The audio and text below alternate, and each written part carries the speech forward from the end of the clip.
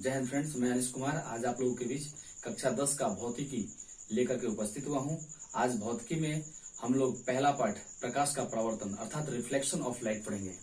अब हमारे पास में प्रश्न आता है कि हमारा जो पाठ का मुख्य बिंदु है वह क्या है? प्रकाश का परावर्तन। प्रकाश का परावर्तन मुख्य रूप से दो शब्दों के मिलने से बना है, पहला प्रकाश और दूसरा परावर्तन। तो सबसे पहले हम लोग प्रकाश के ऊपर चर्चा करेंगे। प्रकाश क्या है, यानी कि लाइट क्या है?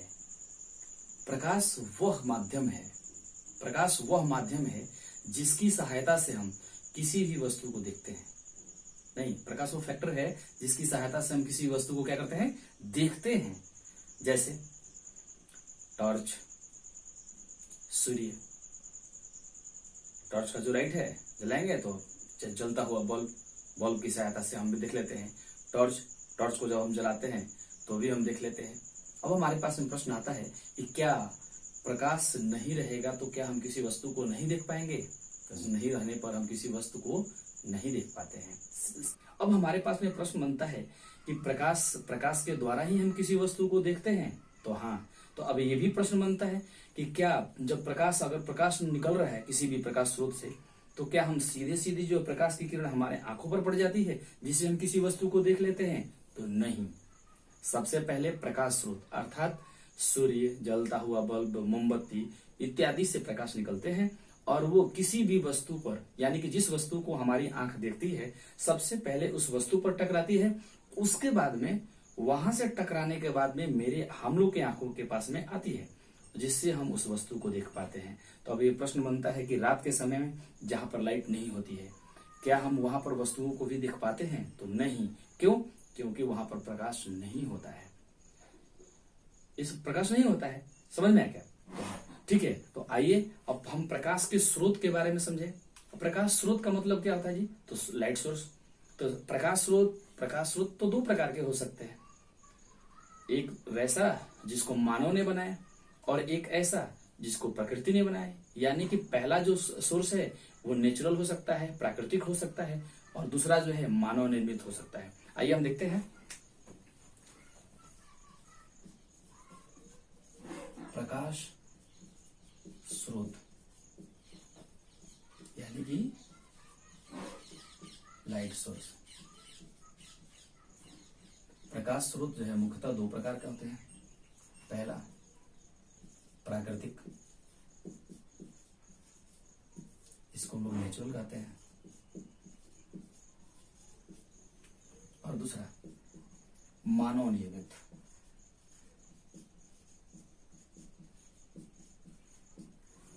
मानव निर्मित का मतलब होता है मैनमेड।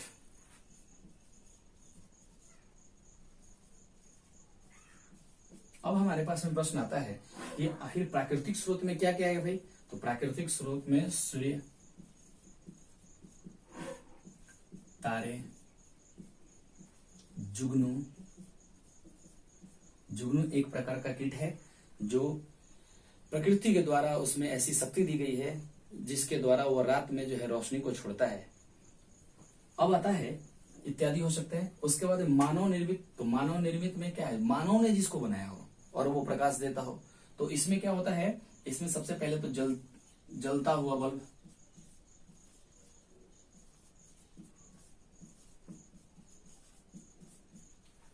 जलती हुई मोमबत्ती,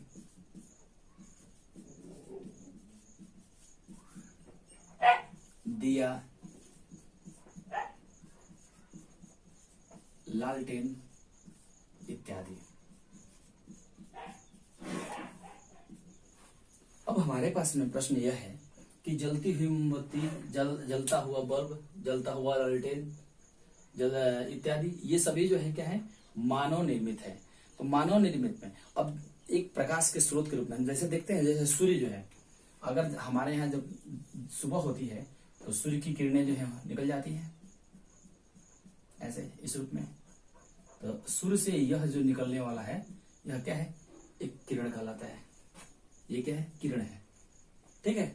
अब यहीं पर हमारे द्वारा बनाया गया जो टॉर्च होता है, जो हमारे घरेलू उपयोग में सामान्यतः सबके घर में प्राय मिल ही जाता है। तो हम यहां देख रहे हैं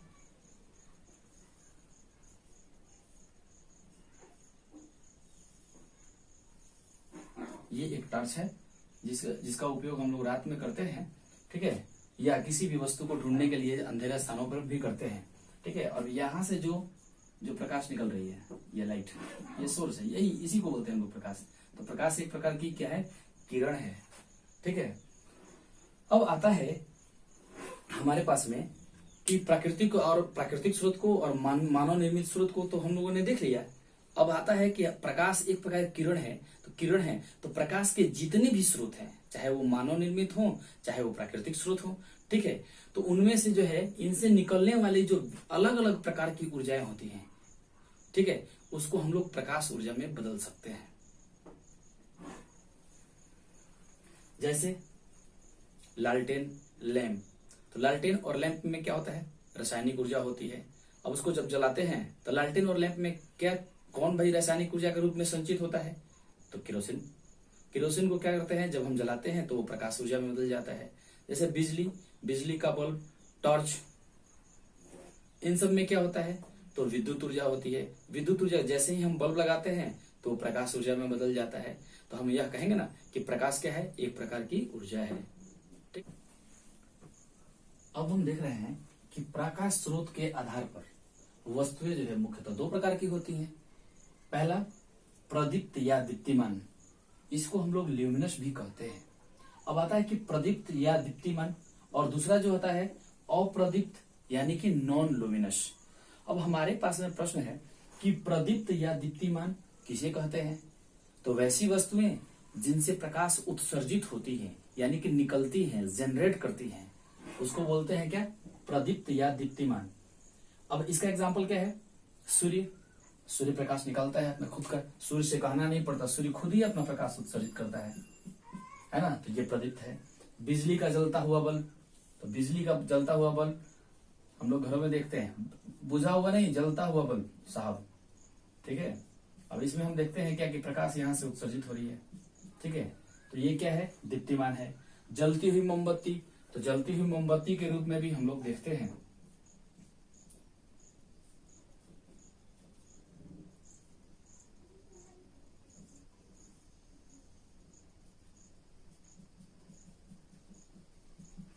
ये क्या है, जलती हुई मोमबत्ती, तो ये क्या है, दीप्तिमान यानी कि ल्यूमिनस है। अब हमारे पास में प्रश्न है कि अप्रदीप्त किसे कहते हैं, तो अब देखिए सबसे पहले हम इसका शाब्दिक अर्थ जान ले कि प्रदीप्त का मतलब हुआ कि जो प्रकाश उत्सर्जित कर सके, का मतलब होता है नहीं, तो यानी कि वैसी वस्तुएं जो प्रकाश उत्सर्जित नहीं करती हैं अप्रदीप्त यानी कि नॉन ल्यूमिनस कहलाती हैं। इसका उदाहरण जैसे टेबल आप देखते हैं, हम लोग पढ़ते लिखते हैं, तो क्या वहां से प्रकाश निकलता है, तो नहीं। कुर्सी जिस पर बैठते हैं हम लोग, कुर्सी से भी प्रकाश नहीं निकलता है। बुक, हम लोग पुस्तक पढ़ते हैं, उससे भी निकलता, और पौधों से नहीं निकलता है। तो हमारे पास में है कि प्रदीप्त वस्तु में सूर्य है, और सूर्य तो आकाश में है। अब आकाश सूर्य से आने वाली जो किरण है उसमें तो ऊर्जा भी होती है, वायुमंडल में प्रवेश करती है, तो वायुमंडल में धूलकण, जलवाष्प ये सब होते हैं। तो हमारे पास प्रश्न आता है कि सूर्य की किरणें क्या धूलकण और जलवाष्प पर नहीं पड़ती होंगी, तो पड़ती होंगी। अब पड़ती होंगी तो जरा सोचिए कि सूर्य से आने वाली किरणों में उष्मा होती है, तो क्या वो जो धूलकण में वायुमंडल में जो धूलकण है, क्या वो लोग एब्जॉर्ब नहीं करते होंगे उसको, यानी कि वो हीट नहीं होते होंगे, तो होते होंगे। तो एक समय तो ऐसा आता होगा ना कि जब वो हीट होने के बाद में अब कहते हैं अब नहीं चाहिए, ठीक है, अब नहीं चाहिए, तो क्या होगा, गर्म होने के बाद में क्या होगा, वो हटाएगा, विकृत करेगा, यानी कि डिस्पर्स, फैलाएगा उसको। तो फैलाने की भी तो एक घटना होती हुई, तो यानी कि कणों के द्वारा जब प्रकाश की किरण को वायुमंडल में विकृत किया जाता है, तो यह घटना जो है वो प्रकाश का प्रकीर्णन कहलाता है, यानी कि स्कैटरिंग कहलाता है। हमने देखा कि किसी भी प्रदीप्त पदार्थ से एक किरण निकल रही है, यानी कि प्रकाश निकल रही है। हमारे पास में एक टॉर्च है, ठीक है, और हम टॉर्च को जब हम जलाते हैं तो जलाने के बाद में कुछ इस तरह से प्रकाश बाहर निकलती है।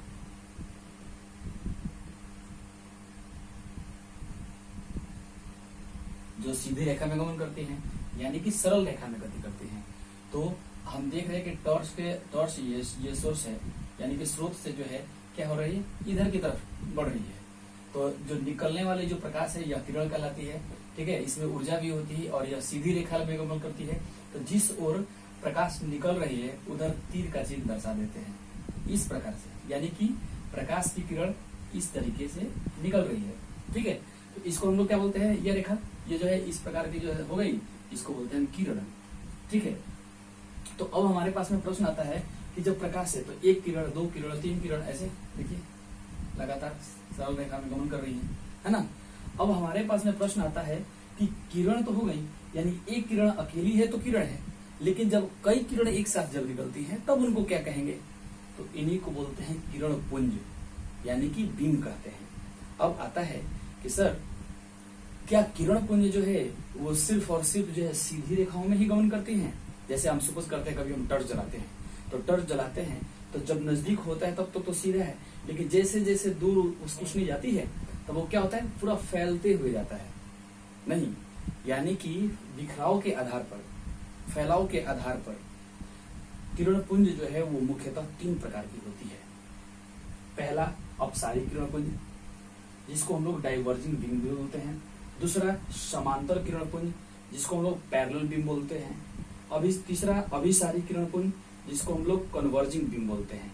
अब प्रश्न आता है कि अपसारी किरण पुंज क्या है, तो अपसारी किरण पुंज देखिए, बोलिए मेरे साथ बोलिए आप लोग, अपसारी, अप अप, देखिए अप बोलने में मुंह खुल रहा है, यानी कि किसी जिस स्रोत से प्रकाश फैलती हुई नजर आती है, यानी कि फैलती है, उसको बोलते हैं अपसारी किरण पुंज।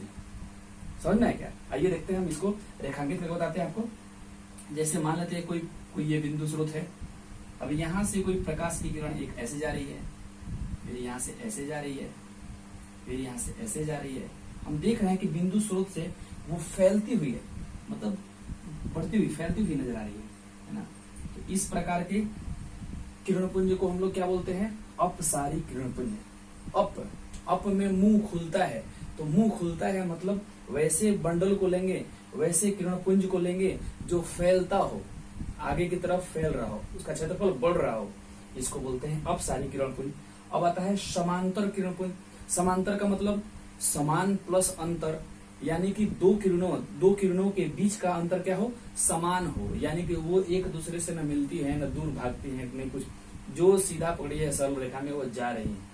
जैसे हमने ऊपर में टॉर्च लाइट को दिखलाया है, ठीक है। आइए हम देखते हैं ये किरण इसी के समांतर, मतलब समान अंतर में ये थी, उसके बाद ये, उसके बाद ये, कई किरणें मिली हैं, इसलिए किरण पुंज कहलाता है। ठीक है, अब देख रहे हैं कि हम एक सरल रेखा में सभी चारों किरणें जो है एक सरल रेखा में गमन कर रही हैं, इसलिए हम इसको बोलेंगे क्या, समांतर किरण पुंज। ये अपने मार्ग से भटक नहीं रही, यानी कि सीधी सीधी जा रही है। अब आता है अभिसारी। अभिसारी को बोलते हैं कन्वर्जिंग बीम। अभिसारी का मतलब, अभी बोलिए, अभी बोलेंगे, अभी बोलते हैं तो जैसे ही क्या होता है, दोनों लिप्स जो है वो क्या होता है, सट जाता है। सटने का मतलब क्या होता है कि फैला हुआ किरण पुंज जब आके किसी स्रोत में आकर मिल जाती है, यानी कि फोकस्ड हो जाती है, तो इस प्रकार के किरण पुंज को क्या बोलते हैं, अभिसारी किरण पुंज। आइए देखते हैं कैसे। जैसे सपोज कर रहे हैं कि यहां से कोई किरण चली और इस बिंदु स्रोत पर पहुंची, आ गई। यहां से भी कोई किरण चली और इस बिंदु स्रोत पर आ गई, फिर यहां से भी कोई किरण चली, इस बिंदु स्रोत पर आ गई, फिर यहां से भी कोई किरण चली और क्या करी, बिंदु स्रोत पर आ गई। तो हम देख रहे हैं क्या कि फैले हुए, मतलब किसी स्रोत से कोई किरण चली है और वह के अन्य किसी स्रोत पर क्या हो रही है, फोकस्ड हो रही है, केंद्रित हो रही है। देखिए आगे मिल रही है ना, तो यह जो है क्या होता है, अभिसारी किरण पुंज कहलाता है।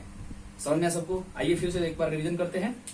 कहता है क्या कि अपसारी किरण पुंज, अपसारी, अप बोलने पर मुंह खुलता है, दोनों लिप्स जो है ओपन होते, खुलते, यानी कि जो फैलता हो, अप फैल रहा है, इसको क्या बोलेंगे, अपसारी किरण पुंज। समांतर, यानी कि यहाँ जा रहा है और दोनों एकदम सीधी रेखा में, जिनको किसी से कोई मतलब नहीं है, सीधे सीधी जा रही हो, मतलब कोई किसी के मार्ग में अवरोध उत्पन्न नहीं कर रहा है, उसको समांतर किरण पुंज कहते हैं। और अभिसारी होने का मतलब क्या होता है कि प्रकाश की अन्य किरणें हैं जो किरण पुंज होती हैं, ठीक है, और वो आकर के किसी बिंदु स्वरूप पर फोकस्ड होती है, केंद्रित होती हैं, मिलती हैं, उसको क्या बोलते हैं, अभिसारी किरण पुंज। आता है प्रकाश गमन के आधार पर पदार्थ के प्रकार, यानी कि हम पदार्थ के उन अवस्थाओं को पढ़ते हैं जिनमें प्रकाश किसी में गुजरता है, किसी में बहुत कम मात्रा में गुजरता है, और किसी में नहीं गुजरता है।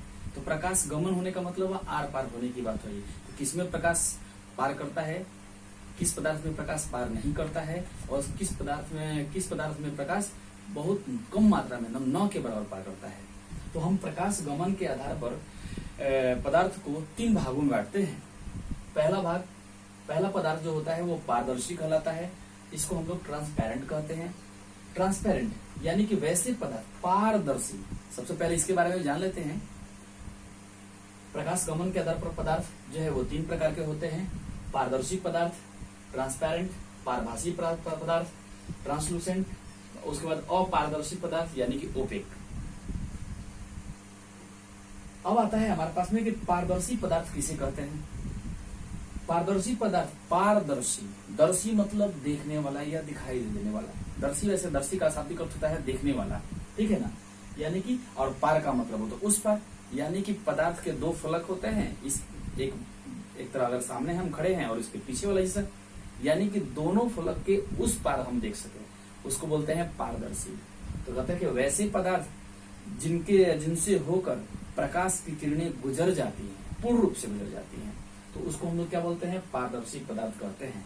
इसका उदाहरण कांच। जैसे कोई ड्राइवर है, गाड़ी चलाता है, या हम अपने कार में जाते हैं, जब हम ड्राइव करते हैं तो हम देखते हैं कि सामने जो कांच लगा हुआ होता है उसके पार की वस्तुओं को हम लोग देख पाते हैं, ठीक है। तो कांच क्या हो गया, पारदर्शी पदार्थ हो गया।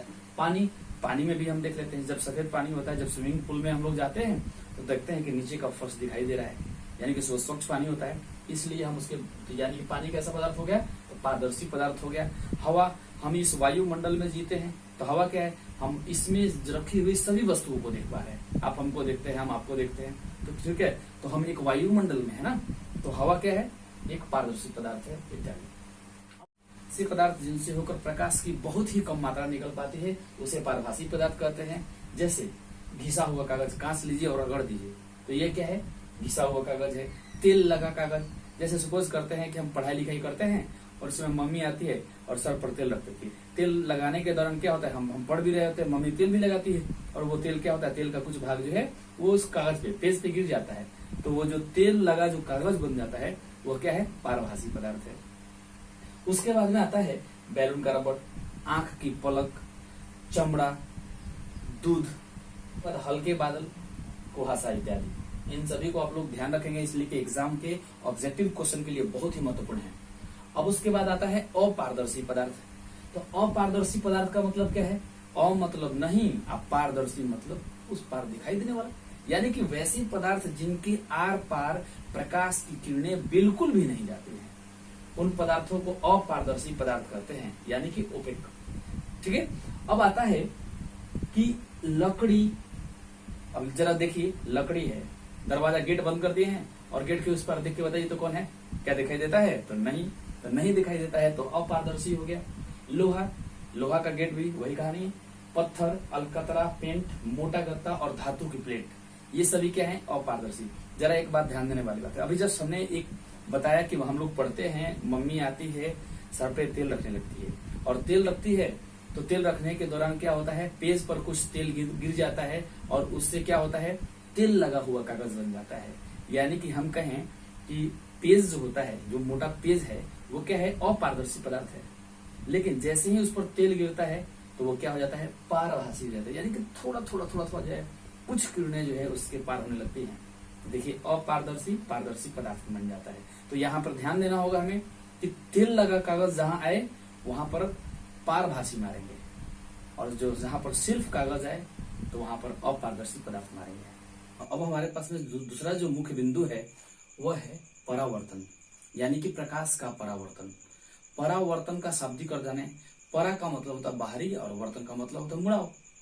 यानी कि प्रकाश का परावर्तन किसे कहते हैं, इस प्रकाश किसी वस्तु से टकराकर लौटता है तब यह घटना प्रकाश का परावर्तन कहलाता है, ठीक है। हम देख रहे हैं कि हमारे पास में एक आरेख में एक परावर्तक सतह है। परावर्तक सतह का मतलब एक आईना है, यानी कि दर्पण है ना। इसी से क्या हो रही है, प्रकाश जो है, इसी से क्या हो रहा है कि प्रकाश जो है टकरा करके और वापस निकलेगा, है ना। हम बचपन के खेल में खेल खेलते थे जिसमें था कि एक लड़का जो है वो एक शीशे को लेता है, यानी कि दर्पण को लेता है, और सूर्य की किरण की तरफ अपना उसको दिखाता है और अपने दूसरे फ्रेंड से कहता है कि वो उस दीवार पर जो एक छाया बन रही है उसको जो है मतलब प्रकाश के धब्बे को स्पॉट को छुओ, टच करो, है ना। और वो फिर उसको दौड़ाता है, इधर करता है उधर करता है ना जी। तो हम लोग बचपन में खेल खेल में ही 10वीं क्लास की चीजों को प्रैक्टिकल के रूप में पढ़ चुके हैं, है ना। आइए उसके बाद में आता है कि अब भाई अब प्रश्न ये बनता है कि बचपन में हमने क्या किया कि आईना को दाएं घुमा तो प्रकाश उधर चला गया, आईना को सीधा किया तो बीच में है, और आईना को फिर बाएं घुमाया तो प्रकाश जो है बाएं तरफ की तरफ आ गया। तो प्रश्न बनता है कि भाई ये तो अलग अलग मूवमेंट हो रहा है ना। तो इसी के आधार पर हम लोग सोचते हैं कि आखिर प्रकाश के परावर्तन है, जो परावर्तन हो रहा है तो उसके कुछ नियम भी होंगे। तो सबसे पहले एक हम आईना लेते हैं और सूर्य की रोशनी को देखते हैं। तो सूर्य से यानी किसी भी प्रकाश के स्रोत से आने वाली जो किरण होती है उसको आपतित किरण कहते हैं। कैसे सुनिए, किसी भी प्रकाश के स्रोत से आने वाली जो किरण होती है उसको हम लोग आपतित किरण कहते हैं, इसे इंसिडेंट रे भी कहते हैं। उसके बाद में जब वह किसी परावर्तक सतह पर टकराती है, जब वो किसी परावर्तक सतह के जिस बिंदु पर टकराती है उस बिंदु को हम लोग आपतन बिंदु कहते हैं। क्या कहते हैं? आपतन बिंदु। और आपतन बिंदु से टकराने के बाद वो बाहर की दिशा यानी कि जिस दिशा में घूम जाती है, ठीक है, और जो घूमने वाली जो किरण होती है उसको बोलते हैं परावर्तित किरण। फिर से सुने, जब किसी भी प्रकाश के स्रोत से आने वाली जो किरण होती है वह आपतित किरण यानी कि इंसिडेंट रे कहलाती है ना। उसके बाद में जब परावर्तक सतह के जिस बिंदु पर टकराती है उस बिंदु को आपतन बिंदु कहते हैं। और आपतन बिंदु से टकराने के बाद में जब अपनी दिशा परिवर्तित करती है यानी कि मुड़ जाती है तब उस किरण को हम लोग परावर्तित किरण यानी कि रिफ्लेक्टेड रे कहते हैं। अब हमारे पास में आता है कि एक अभिलंब होता है। अभिलंब का मतलब यानी कि दोनों कोणों के बीच में यानी कि दोनों किरणों के बीच में आपतित किरण और परावर्तित किरण के बीचों बीच का भाग अभिलंब कहलाता है, ठीक है। अब आता है कि हमारे पास में तो हम थोड़ा सा एक हमारे पास में थोड़ा हमारे हम लोग के दिमाग में यह घूम रहा है कि आने वाली जाने वाली और अभिलंब, तो क्या इससे कुछ नियम है क्या? तो हाँ, है ना। यहाँ पर क्या होता है, आपतित किरण जरा देखेंगे सभी ऊपर की ओर है, आपतित किरण, परावर्तित किरण तथा आपतन बिंदु पर डाला गया अभिलंब। अभिलंब कहाँ डाला गया है? तो आपतन बिंदु O पर डाला गया है। आपतित किरण, परावर्तित किरण तथा आपतन बिंदु पर डाला गया अभिलंब तीनों एक ही सीध में होते हैं। यही प्रकाश के परावर्तन का पहला नियम है। अब दूसरा आता है कि भाई जब बीचों बीच इसने बांट दिया अभिलंब है, ठीक है, और ये क्या है, परावर्तक सतह एक समतल दर्पण है, ठीक है, तो बीचों बीच जब बांटता है तो यह 90 डिग्री का कोण बनाता है, ठीक है, तो 90 इधर और 90 इधर। तो अब जो हमारे पास में यानी कि आपतित किरण और परावर्तित किरण के बीच में जो कोण बनता है उसको अभिलंब क्या करता है, 2 भाग में बांट देता है और बराबर बराबर भाग बांटता है। तो इससे भी एक नियम बनता है कि आपतित किरण और अभिलंब, आपतित किरण और अभिलंब इन दोनों के बीच में बनने वाला जो कोण है वह आपतन कोण कहलाता है। इसे एंगल ऑफ इंसिडेंस कहते हैं। उसके बाद में परावर्तित किरण तथा अभिलंब के बीच बनने वाला जो कोण है उसको परावर्तन कोण कहते हैं। तो इससे दूसरा नियम प्रकाश के परावर्तन का निकल करके आता है कि आपतन कोण परावर्तन कोण के बराबर होता है, यानी कि I = R, ठीक है। इस किरण आरेख में हम एक चीज और भी सीख लेंगे कि आपतित किरण कहां से कहां तक को कहते हैं, परावर्तित किरण कहां से कहां तक को कहते हैं, और अभिलंब किसको कहते हैं, आपतन बिंदु क्या है, और M' यानी कि परावर्तक सतह क्या है। तो हम देख रहे हैं कि किरण जो है OA और O यानी कि OA कह लो या AO कह लो, दोनों क्या है, OAO जो है वो क्या है, आपतित किरण है। उसके बाद में OB या BO ये क्या है, परावर्तित किरण है। और उसके बाद में आपतन बिंदु O है, हम जानते हैं, और O से N तक जो एक सीधी रेखा जो है वह काल्पनिक रेखा है, और यह क्या कहलाता है, अभिलंब कहलाता है, ठीक है। और M और M' यह क्या है, परावर्तक सतह है। परावर्तक सतह का मतलब दर्पण, समतल दर्पण।